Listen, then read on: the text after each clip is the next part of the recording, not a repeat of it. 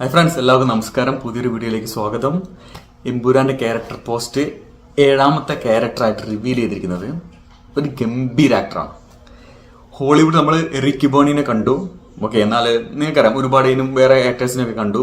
നമുക്ക് പരിചയമില്ലാത്ത വേറെ ലാംഗ്വേജിലുള്ള എറിക് ബോണി പോലും നമുക്ക് അത്ര അങ്ങോട്ട് സുപരിചിതനായ ആളല്ല. എന്നാൽ ഇപ്പോൾ റിവീലായ ഈ ആക്ടർ ജെറോം ഫ്ലീൻ, നിങ്ങൾ എത്ര പേർക്ക് അറിയുന്നവരുണ്ടാവും? ഒരുപാട് പേര്. ഇങ്ങനെ ഒരു സാധാരണ ആക്ടറല്ല, ഒരു ഗംഭീര നടനാണ്.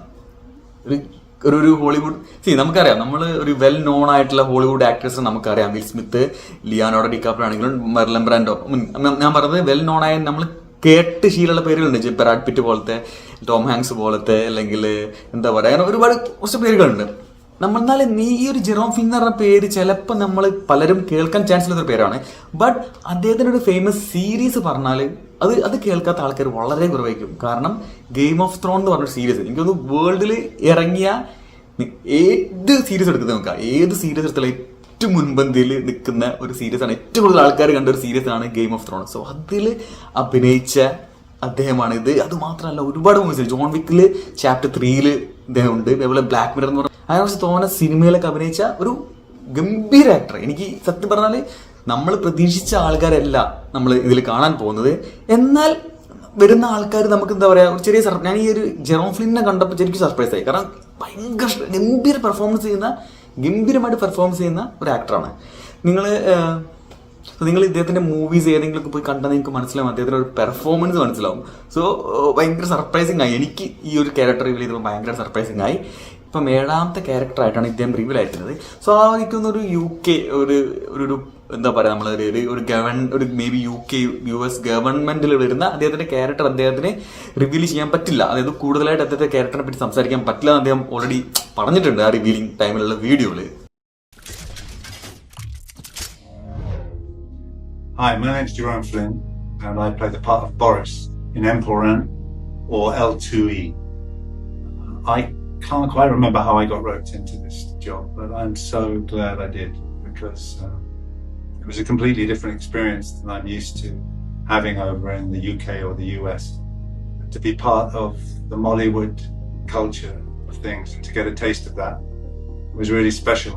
It's extra special to me, I think, because India was a really important, precious part of my journey. I spent several years coming over here in my late 20s, early 30s, mostly on spiritual retreat. And the whole experience of being in India has changed my life forever, in the best possible way. So doing this job felt rather like coming home.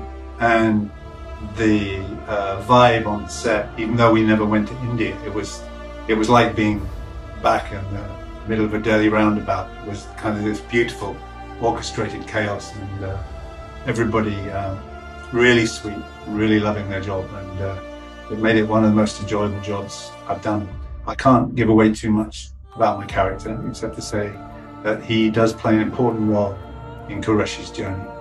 So I really hope you guys enjoy my character and the film. It opens on March 27th. Hope you enjoy it as much as I've enjoyed making it. എന്തായാലും ഒരു ഗംഭീര character ആയിരിക്കും, വളരെ importance ഉള്ള ഒരു character ആയിരിക്കും. May be നമ്മൾ അടുത്ത എമ്പുരാന്റെ പാർട്ട് 3 കാണാൻ പോകുന്ന ഒരു ക്യാരക്ടർ ആയിരിക്കും. അപ്പോൾ ഇനി നമുക്ക് അറിയേണ്ട കാര്യം, ഇനി നമ്മളെല്ലാം സംശയം എന്താ വെച്ചാൽ, ഇപ്പം 7 ക്യാരക്ടർ റിവീലായി, ഇനി 6 ക്യാരക്ടർ ഉണ്ട്. അതിൽ 4 പേര് നമുക്കറിയാം. എബ്രാം ഖുറേഷി, സയ്യിദ് മസൂദ്, നമ്മുടെ മഞ്ജു വാര്യർ ക്യാരക്ടർ, ജതിൻ രാംദാസ്, ടോവിനോ തോമസ്. സോ ഇവർ 4 പേരും ഓൾറെഡി ആ 6-ലുണ്ട്. ബാക്കിയുള്ള 2 പേരാണ് ഇനി വരാൻ പോകുന്നത്. അതായത് എനിക്ക് തോന്നുന്നു ഇപ്പം 6ാമതായിട്ടും 5ാമതായിട്ടും വരാൻ പോകുന്ന ക്യാരക്ടർ നമ്മൾ ഞെട്ടാൻ പോകുന്ന ക്യാരക്ടർ ആയിരിക്കും ഞാൻ വിശ്വസിക്കുന്നു.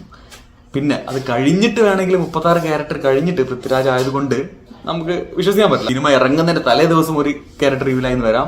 ഇനി അതും അല്ലെങ്കിൽ സിനിമ തിയേറ്ററിൽ പോയിട്ട് നമ്മൾ കാണുന്ന ഒരു ക്യാരക്ടർ ഉണ്ടാവാം. അങ്ങനെ എന്ത് സംഭവിക്കാം. 36 ക്യാരക്ടർ എന്ന് ഇപ്പം പറഞ്ഞു. അതിലിനി 2 ക്യാരക്ടറാണ് നമുക്ക് അറിയേണ്ടത്, ആരാണ് എന്താണ്. ഇനി നമ്മൾ ഞാൻ നേരത്തെ പറഞ്ഞ പോലെ ഇതിലൊന്നും പെടാത്ത ഇതിനും വലിയ സർപ്രൈസുകൾ 37ാമതായിട്ടും 38ാമതായിട്ടും നമ്മുടെ മുമ്പിലേക്ക് വരാൻ ചാൻസ് ഉണ്ട്. ഇനി സിനിമ ഇറങ്ങാൻ 1 മാസമുള്ളൂ. ക്യാരക്ടേഴ്സ് ഏകദേശം നമുക്ക് മനസ്സിലായി ആരൊക്കെ ഉണ്ടെന്ന്. സിനിമയെ പറ്റി നമുക്കൊരു ഐഡിയ ഉണ്ട് എന്തായിരിക്കുന്നു. പക്ഷേ എനിക്കൊരു സന്തോഷം എന്താ വെച്ചാൽ, പല സിനിമകളും നമ്മൾ കണ്ടിട്ടുണ്ട്, പ്രതീക്ഷയ്ക്കൊത്ത് ഉയരാൻ പറ്റാതെ ഭയങ്കരമായിട്ട് പൊട്ടിപ്പാളീസാവുന്ന സിനിമകൾ നമ്മൾ ലാലേട്ടൻ്റെ പോലും കണ്ടതാണ്. പക്ഷെ ഈ സിനിമയ്ക്ക് എന്തോ നമ്മളത് പൃഥ്വിരാജ് എന്ന് പറഞ്ഞ ഡയറക്ടറോടുള്ള എന്താ പറയുക ഒരു വിശ്വാസമാണോ എന്താണെന്ന് അറിയില്ല. മേ ബി ഞാൻ പറഞ്ഞ പോലെ എപ്പോഴും ഞാൻ സിനിമ പൃഥ്വിരാജ് എന്നൊക്കെ പറയുമ്പോൾ ഇതിൻ്റെ ഒരു പൃഥ്വിരാജിന്റെ ബ്രില്യൻസ്, ലാലേട്ടൻ നമ്മളെ ലൂസിഫറിനോടുള്ള സ്നേഹം, ഇനി നമ്മളെ എന്താ പറയാ ഇതിനൊക്കെ അപ്പുറം എനിക്ക് ഈ മുരളി ഗോപിയുടെ ഈ എഴുത്തിനോടൊരു ഭയങ്കരമായിട്ടുള്ള ഒരു എക്സൈറ്റ്മെന്റ് ഉണ്ട്. കാരണം നമ്മൾ ഇന്ത്യൻ സിനിമയിൽ ഇതുവരെ കാണാത്ത ഒരു കഥാ പശ്ചാത്തലം ഇതിലുണ്ട്. അതാണ് എനിക്ക് എമ്പുരാനും ഇനി 3ാമത്തെ പാട്ടിനോടും ഉള്ള ഒരു പ്രത്യേക സ്നേഹം. കാരണം നമ്മൾ ഈ ഒരു കഥാ പശ്ചാത്തലം നമ്മൾ കണ്ടിട്ടില്ല. ഹോളിവുഡ് മൂവീസിൽ ഓഫ് കോഴ്സ് നമ്മൾ കണ്ടിട്ടുണ്ട് പലതും. ഇത്തരത്തിലൊരു കഥാ പശ്ചാത്തലവും ഇവന്റ്സും ഒക്കെ വരുന്ന ഒരു മൂവി ഇതുവരെ ഉണ്ടായിട്ടില്ല. സോ അതൊരു ഭയങ്കര എക്സൈറ്റ്മെന്റ് ആണ്. നമ്മൾ കേട്ട് പരിചയം മാത്രമല്ല കുറെ കോൺസ്പിറസീസ്, അങ്ങനെ പല കാര്യങ്ങളും ഇതിൽ നമുക്ക് ആ ഒരു ആകാംക്ഷ ഭയങ്കര വലുതാണ് ഈ സിനിമയോട് എനിക്കുള്ളത്.